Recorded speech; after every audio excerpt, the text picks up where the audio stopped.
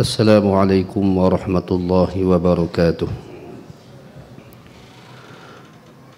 A'udzu billahi minasy syaithanir rajim. Bismillahirrahmanirrahim. Alhamdulillahi rabbil alamin. Wassalatu wassalamu ala asyrafil anbiya'i wal mursalin. Sayyidina wa maulana Muhammadin wa ala alihi wa sahbihi ajma'in. Rabbi syrah li sadri wa yassir li amri wahlul 'uqdatan min lisani yafqahu qawli. Allahumma salli wa sallim wa barik ala sayyidina Muhammadin al-Fatihi lima ughliqa wal khatimi lima sabaqa nasiril haqqi bil haqqi wal hadi ila siratikal mustaqim wa ala alihi wa sahbihi haqqa qadrihi wa miqdaril 'azim.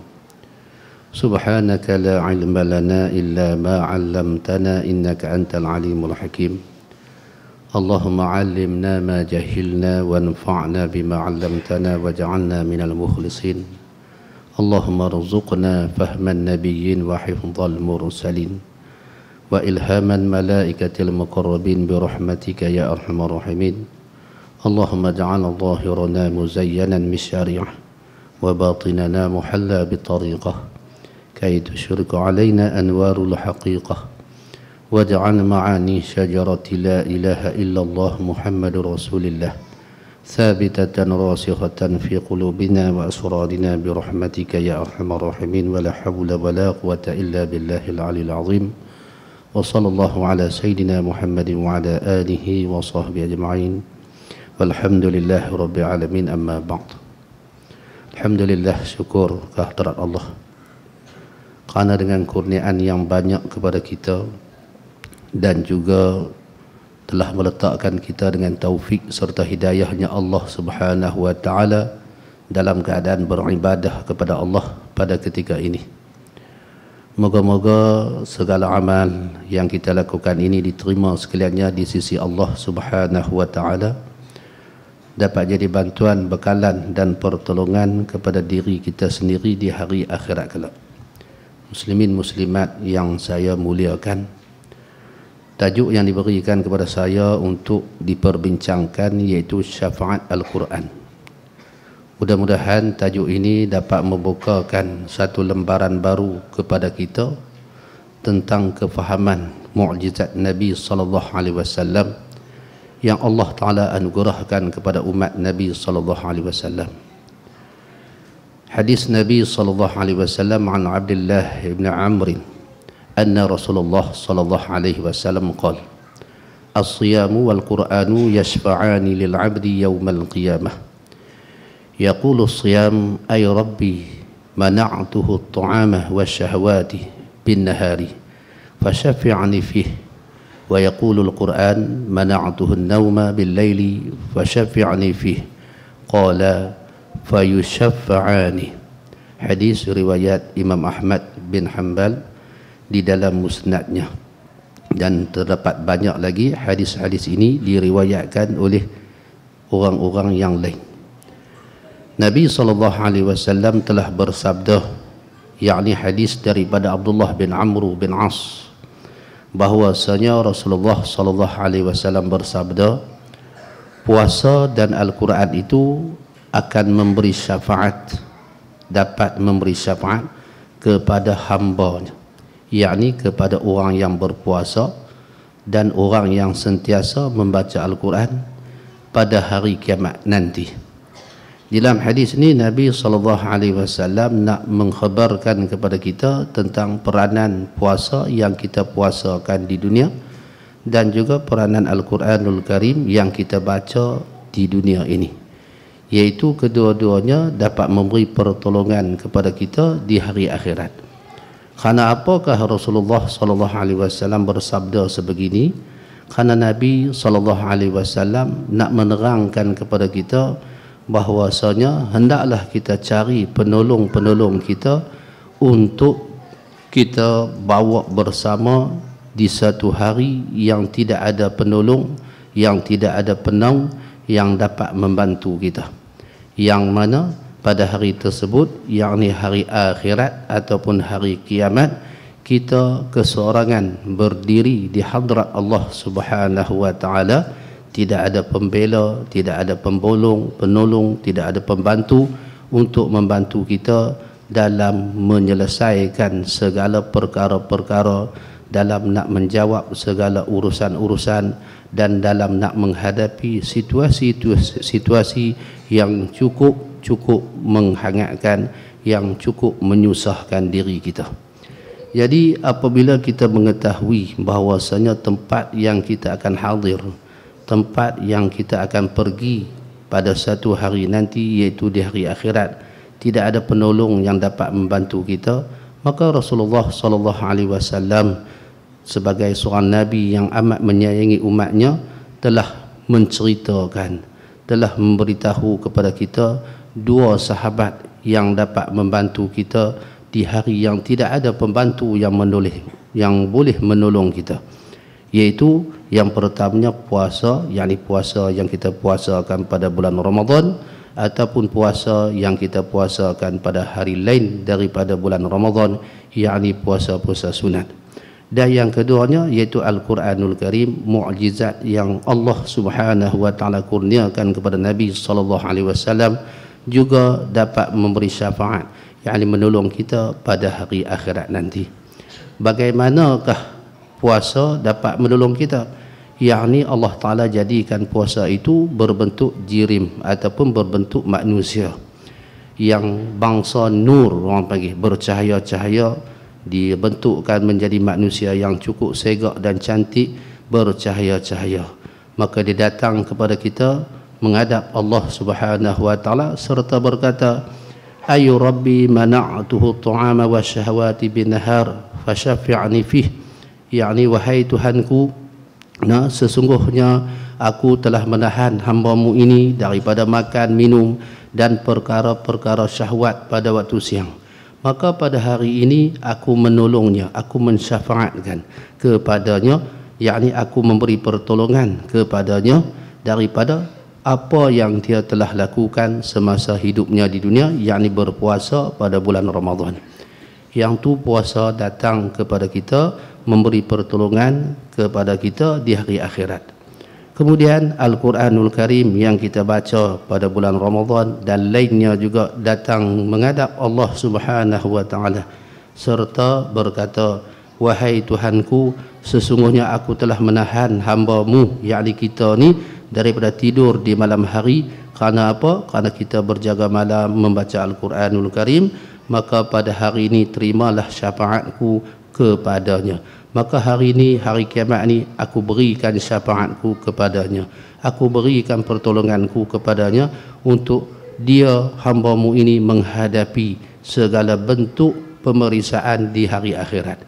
Maka Rasulullah sallallahu alaihi wasallam meneruskan sabdaannya, maka Allah Subhanahu wa taala pun menerima kedua-dua syafaat tersebut, yakni daripada puasa yang kita puasakan dan juga Al-Quran yang kita bacakan.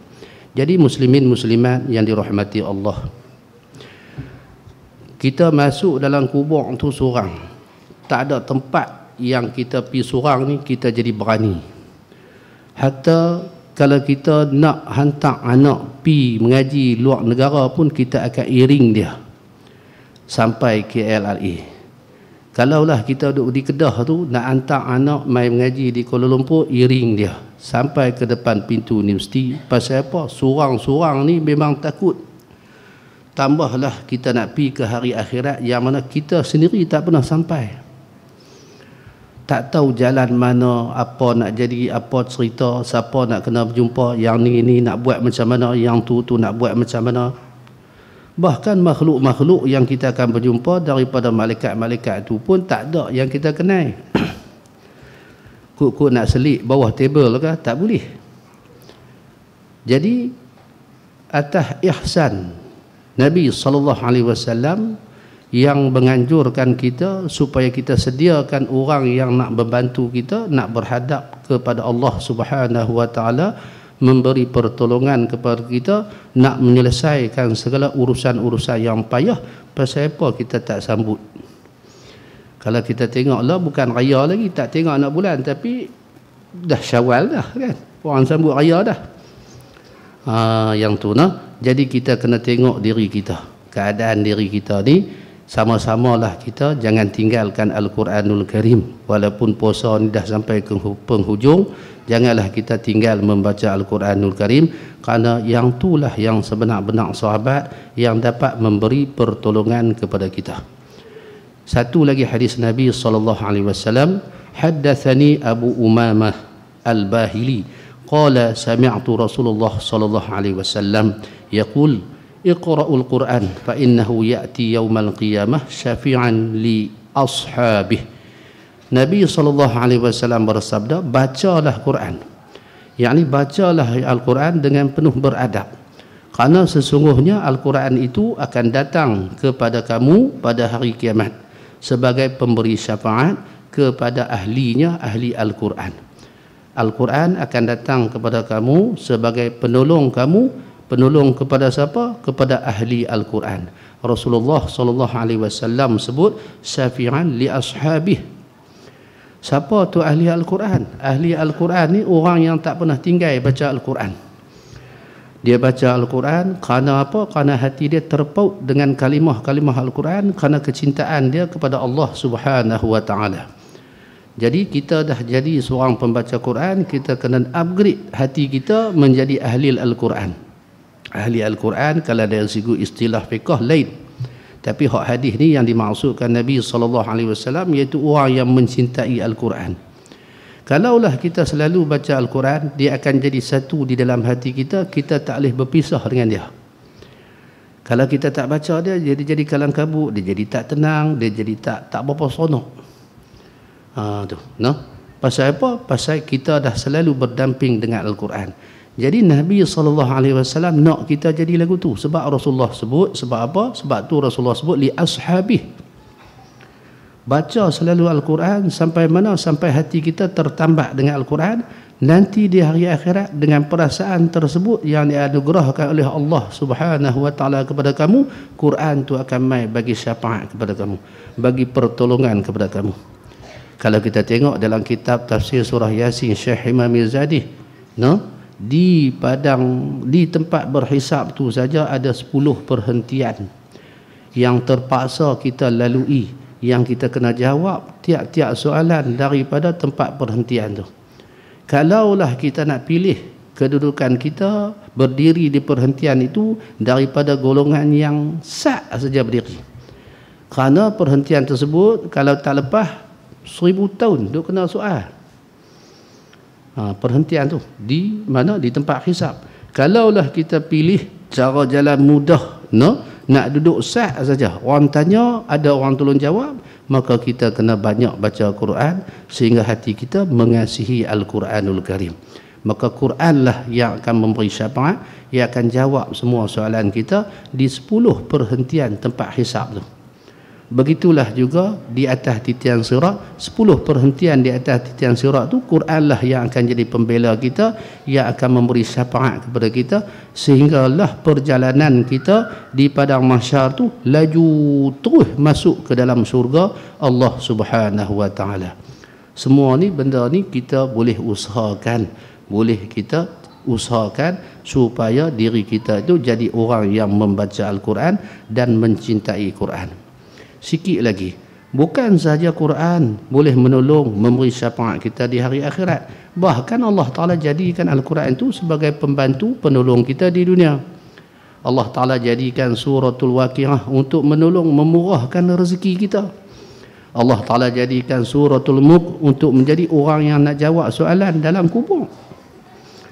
Allah Ta'ala jadikan surah Yusuf, kalau kita beramal pasal apa? Nak biar muka jadi handsome. Dalam Quran tu segala serbi itu ada.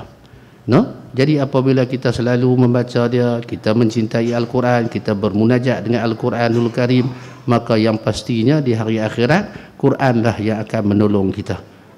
Jadi muslimin muslimat yang dirahmati Allah, sekadar tu sajalah tazkirah malam ni, kerana masa yang diberikan pun tak lama. Kita pun ada sesi yang kedua daripada sembahyang tarawih, kemudian witir, kemudian makan dan minum ada lagi ikut. Teh-teh tu bukan habis lagi. InsyaAllah mudah-mudahan walaupun sebentar, walaupun sedikit, memberi manfaat kepada kita sekalian untuk menambahkan tekad di dalam hati kita menjadi ahli Al-Quran, pembaca Al-Quranul Karim. Sekadar itu sajalah. Wabillahi taufiq wal hidayah. Assalamualaikum warahmatullahi wabarakatuh.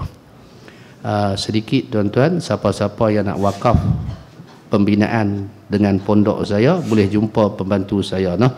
Satu lot kita jual RM20. Wallahu a'lam.